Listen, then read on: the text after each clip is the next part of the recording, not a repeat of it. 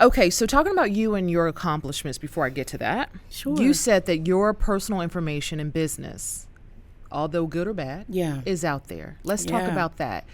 They're talking about your personal finances now. Yeah. Your personal finances are now coming into play in your work, right? Now, I'm just going to play devil's advocate. When I worked for Microsoft, when I worked for Fidelity, they did a 10-year, 20-year background check, right? And then also had to make sure I had good credit. You had to make sure that nothing was going on bad. They wanted to make sure that they were hiring somebody that was not going to be in dire straits and do some things crazy. That's right.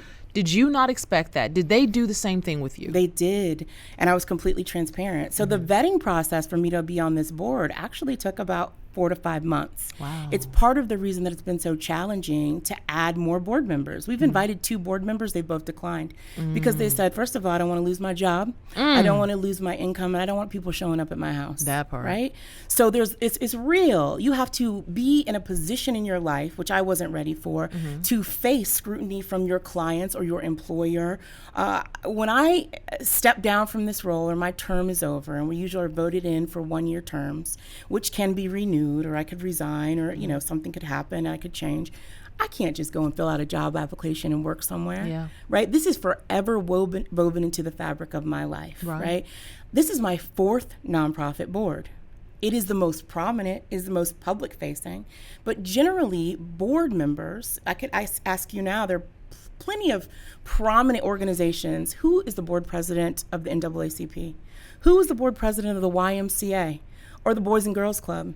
Who is the board president of the Urban League, right? Many of those organizations received more than the $90 million that Black Lives Matter received. And yet their board chair is nowhere to be found in the media, right? So I did have a realistic expectation that people would understand nonprofit infrastructure and recognize that I wasn't necessarily the one who was responsible for everything, right?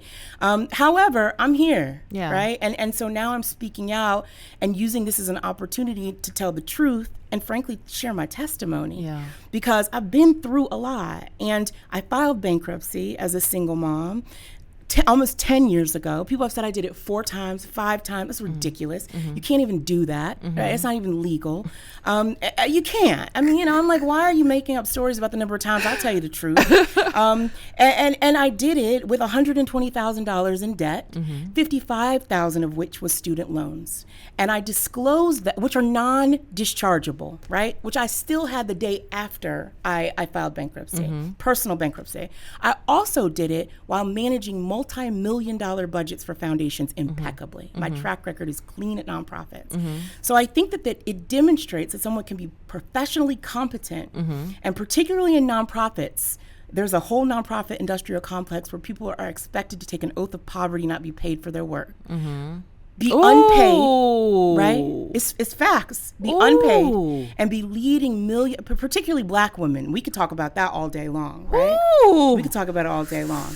Right? And that's what my life was. I mean, we can go all the way back to the civil rights movement. Martin Luther King, I mean, I learned from my mentor, who's Susan L. Taylor, who I love and who shores me up and holds me accountable every day, reminded me that it was Harry Belafonte that had a life insurance policy on Martin Luther King so that he and his family could keep their house after he died as a martyr. And why is it that people who commit their life to service cannot do good and do well? This is work. It is work. It requires a level of skill set. Oh my God, I'm sorry to interrupt. You just blew my mind. Because when you sign up for a nonprofit, it's almost like you're committing yourself to poverty. There is a ridiculous expectation, particularly for Black folk, right? I'm talking about Black-led organizations, that you will not in any way live well because you work for a nonprofit, because your heart is in the work. That's not necessarily the truth if we're talking about large white-led organizations. Question. Okay, so my work in Haiti, and I saw a lot of those nonprofit organizations in the same hotel that I was in, right? And they were in rooms that were much better than mine. And I remember talking to some white guys, and they're just like, oh, yeah, they pay for this and this, that, and they just fly me around, and I do all of this, and da-da-da-da, and I make $150,000 a year, and I don't pay for anything. And what I realized was most of the money that was coming to that organization was going to the people that work there. Yeah. So how are you guys making sure that that doesn't happen within this organization? It's actually been some of the criticism, right? Okay. Because what ends up happening for nonprofits, and I used to be a program officer at a white-led nonprofit organization. And I was one of the first Black people to be hired there because the organization wanted to diversify and wanted to serve community. So they hired me, a Black woman who knew Black-led organizations, to do work in the community and really get the money to the people who needed it, right? And one of the things that I learned as a program officer and grant maker was that the quality of the organization is often only as good as the people who lead it. And so I think legitimately it is important that nonprofit executives are compensated. In fact, many of them have to fundraise to keep their jobs, right? I don't think it needs to be frivolous. I don't think it needs to be on par with corporate organizations who are profit over profit over profit, because to be a nonprofit, you have to exist for the common good. It's one of the tests that the IRS requires you to meet. That's why you have to be so transparent when you file your tax forms called 990s, right? But I do think that nonprofit professionals who have likely gone to college, who have years of experience, who fundraise, who build organizations for the common good, do deserve to not be one of the recipients of the programs that they are running. Hey guys, welcome to our YouTube channel. Make sure you subscribe, like, share, and comment. You never know when I might be in the comments. And also, thank you guys for continuing to watch.